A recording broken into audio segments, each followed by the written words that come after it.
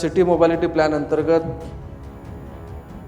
या ठिकाणी ठाणे बेलापूर येथे रबाले पावणे व तुर्भे येथे हे ट्रॅफिकचे अतिशय मुख्य ठिकाणं त्या ठिकाणी झालेली आहेत.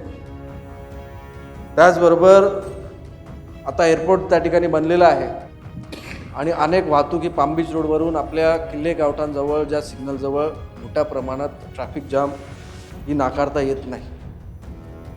जेव्हा ट्रॅफिक जाम वाढेल तेव्हा हे काम केल्यास त्या ठिकाणी ते अवघड होईल.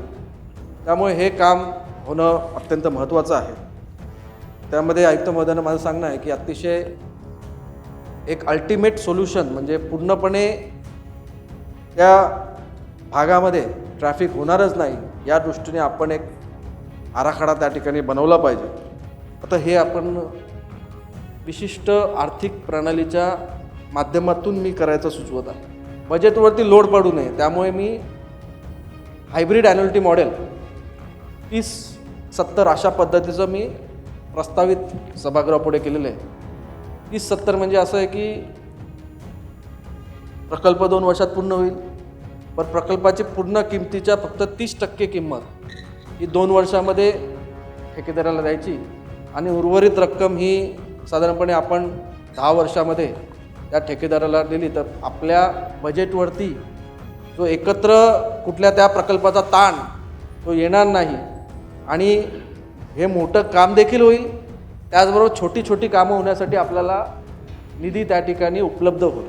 नॅशनल हायवे त्या ठिकाणी आपले NHAI, आपले PWD, MSRDC हायब्रिड ॲन्युअलिटी मॉडेलवरती त्या ठिकाणी काम करतात आणि असं आपण केलं तर निश्चितच आपली एक फायनान्शियल प्लॅनिंगच्या माध्यमातून आपल्या बजेटवरती ताण न पडता आपल्याला लवकरात लवकर सुविधा भेटू आणि यामुळे निश्चितच सुरुवात आपल्या नवी मुंबई शहरातील एक city mobility plan traffic free शहर, कारण की त्या ठिकाणी मुंबई हा शहर किंवा ठाणे हा ट्रॅफिकपासून वसलेला आहे आणि नवी मुंबई अजून त्या ट्रॅफिकपासून मुक्त आहे. लवकरात लवकर ते आता एवढी डिडेव्हलपमेंट होते, एवढ्या गाड्या वाढणार आहेत, एवढा FSI त्या ठिकाणी वाढला आहे, नवीन गाड्या येणार आहेत, त्यामुळे ट्रॅफिक त्या ठिकाणी वाढणार आहे. या दृष्टीने पहिलाच उपाययोजना करण्याची गरज आहे. नवी मुंबई महापालिका हद्दीतील ठाणे बेलापूर मार्गावरील रबाळे पावणे व तुर्भे येथे उड्डाणपूल उभारणे तसेच पाम बीच मार्गावर शेवटी नवी मुंबई महापालिका मुख्याजवळ किल्ले जंक्शन येथे सिग्नल मुक्त वाहतुकीसाठी दुहेरी भुयार मार्ग डबल डेकर अंडरपास सिस्टीम करण्याबाबत सदर प्रकल्प हायब्रिड ॲन्युअलिटी मॉडेल HAM 30-70 या आर्थिक पद्धतीने राबवण्याबाबतीत आवश्यक तांत्रिक सल्लागार नियुक्ती करणे व महाराष्ट्र महानगरपालिकेच्या अधिनियम 1949 मधील कलम 205 क अन्वये महापालिका आयुक्तांना त्यासाठी प्राधिकृत करण्याबाबतीचा ठराव या ठिकाणी मांडत आहे. या ठिकाणी मी सभागृहांना सांगू इच्छितो की अनेक वर्षांपासून आता खऱ्या अर्थाने ज्या नेतृत्वाचं या शहरावरती वरद असतं आहे असे आपले गणेशजी नाईक साहेब, हे नेहमीच त्यांची ओळख आहे की तहान लागल्यावर विहीर खोदायची नाही, विहीर खोदून ठेवायची, तहान लागूच द्यायची नाही. या दृष्टीने आपण भविष्यात होणाऱ्या ट्रॅफिक जॅम संबंधी टप्प्याटप्प्याने काही सिटी मोबिलिटी प्लॅन त्या ठिकाणी तयार केलेले आहेत. त्या सिटी मोबिलिटी प्लॅन अंतर्गत या ठिकाणी ठाणे बेलापूर येथे रबाले पावणे व तुर्भे येथे हे ट्रॅफिकचे अतिशय मुख्य ठिकाणं त्या ठिकाणी झालेली आहेत. त्याचबरोबर आता एअरपोर्ट त्या ठिकाणी बनलेलं आहे आणि अनेक वाहतुकी पाम बीच रोडवरून आपल्या किल्ले गावठांजवळ ज्या सिग्नलजवळ मोठ्या प्रमाणात ट्रॅफिक जाम ही नाकारता येत नाही. जेव्हा ट्रॅफिक जाम वाढेल तेव्हा हे काम केल्यास त्या ठिकाणी ते अवघड होईल. त्यामुळे हे काम होणं अत्यंत महत्त्वाचं आहे. त्यामध्ये आयुक्त महोदयांना माझं सांगणं आहे की अतिशय एक अल्टिमेट सोल्युशन म्हणजे पूर्णपणे त्या भागामध्ये ट्रॅफिक होणारच नाही या दृष्टीने आपण एक आराखडा त्या ठिकाणी बनवला पाहिजे.